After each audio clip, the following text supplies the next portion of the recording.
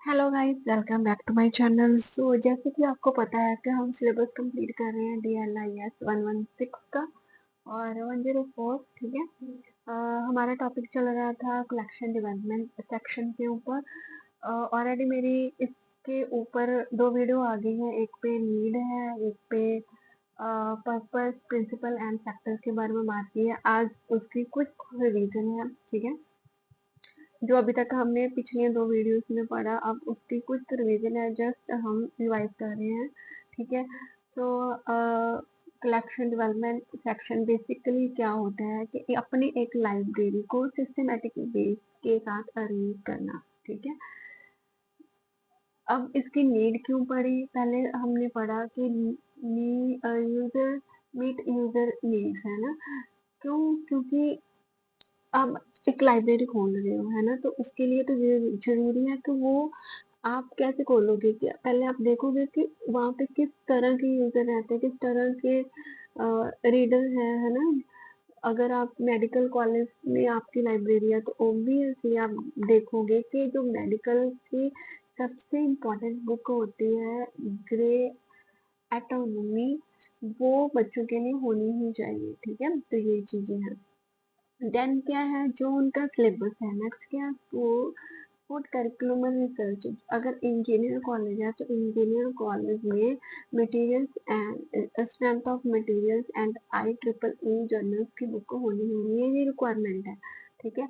Wide waste resource, हमने पढ़ा था कि इसमें क्या है कि पब्लिक लाइब्रेरी में कॉस्टली बुक्स नहीं होनी चाहिए। रिसर्च की बुक पब्लिक लाइब्रेरी में क्या होना चाहिए, न्यूज़पेपर होने चाहिए, नॉवेल्स होने चाहिए, मैगजीन्स होनी चाहिए, जो हर कोई पढ़ सके, है ना। और अपना डाटा को क्या है, अपडेट रखने के लिए कलेक्शन डेवलपमेंट सेक्शन क्या है, जरूरी है।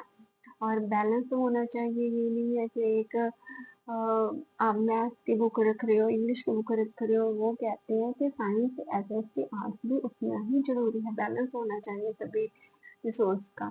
और शेयरिंग होनी चाहिए, क्योंकि एक अकेली लाइब्रेरी में ऐसा पॉसिबल नहीं है कि आप हर एक तरह की बुक ला के रखो। ठीक है। तो आप रिसोर्स शेयर कर सकते हो। देन हमने पढ़ा था पर्पस। पर्पस क्या है ऐसे, पर्पस और नीड में कुछ ज़्यादा डिफरेंस नहीं था, बट फिर भी हम पढ़ते हैं। सबसे पहले हमने पढ़ा था कि रेलेवेंट कलेक्शन होनी चाहिए। ठीक है। अगर लॉ की बुक है, लॉ की लाइब्रेरी है, तो ऑब्वियसली वहाँ पे लॉ की बुक्स होनी चाहिए। तो नॉवल वगैरह वहाँ पे क्या काम। ठीक है। एजुकेशन सपोर्ट करनी चाहिए। ठीक है। बैलेंस ग्रोथ होनी चाहिए।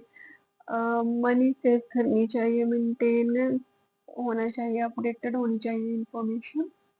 और ये सबसे इम्पोर्टेंट है, right book at right time to right user. ठीक है। देन है प्रिंसिपल। प्रिंसिपल में क्या है, यूजर ओरिएंट होनी चाहिए। ये भी हमने पढ़ लिया कि अगर स्कूल की बुक है तो चिल्ड्रन बुक होनी चाहिए। वहाँ पे रिसर्च का क्या काम, वहाँ पे ड्राइंग की बुक होनी चाहिए, आर्ट की बुक होनी चाहिए। ठीक है। तो ये एक्टिविटीज की बुक होनी चाहिए। क्वालिटी मैटर करती है राइटर देन दी क्वांटिटी। ये नहीं है कि आप 100-200 बुक्स ला के रख लो और उसको कोई पढ़ने वाला ही ना हो। ठीक है। बैलेंस तो होना चाहिए सारी बुक्स का, सेम इक्वली होनी चाहिए, अप टू डेट होनी चाहिए। आपका बजट आपको अलाउ करना चाहिए। दूसरी लाइब्रेरी या यूनिवर्सिटी के साथ आपका मतलब रिसोर्स शेयर कर सकते हो, करनी चाहिए। और फ्लेक्सिबिलिटी में हमने पढ़ा था कि अगर लाइब्रेरी में जो भी चेंजेस होते हैं उसको अडॉप्ट जितना जल्दी हो सके उतना अच्छा है। तो फ्लेक्सिबिलिटी होनी चाहिए लाइब्रेरी की। ठीक है। देन फैक्टर हमने देखे थे, कौन से फैक्टर डिपेंड मतलब इफेक्ट करते हैं लाइब्रेरी को। सबसे पहले यूजर क्या डिमांड कर रहा है उस पे, फिर नेचर क्या, वो मेडिकल का स्टूडेंट है, लॉ की लाइब्रेरी है। ठीक है। तो उसके अकॉर्डिंग उसकी बुक होगी। बजट भी डिपेंड करता है, क्योंकि रूरल एरिया में आपने देखा होगा कि बिल्कुल बेसिक बुक्स होती हैं। ठीक है। और देखोगे कि सेंट्रल यूनिवर्सिटी की जो लाइब्रेरी होंगी उसमें कॉस्टली बुक्स भी होती हैं। फिर हम देखते हैं अवेलेबिलिटी, देखते हैं मार्केट में क्या है, अवेलेबल है। फिर डिपेंड करता है उस सब्जेक्ट के अकॉर्डिंग। फिर टेक्नोलॉजी भी डिपेंड करती है, पॉलिसी भी क्या है, कब इशू करनी है, कितना फाइन है, क्या है, ये इफेक्ट करता है।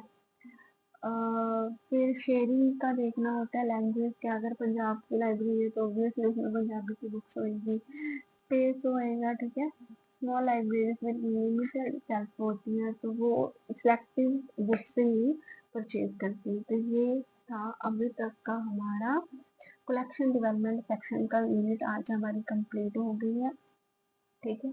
इसके एक फर्दर चैप्टर नंबर 6 भी है, वो भी हम कंप्लीट करेंगे। सो अगर आपको भी किसी टॉपिक समझ नहीं आ रहा, वीडियो चाहिए, तो प्लीज़ नीचे कमेंट करना। और thanks for watching my video.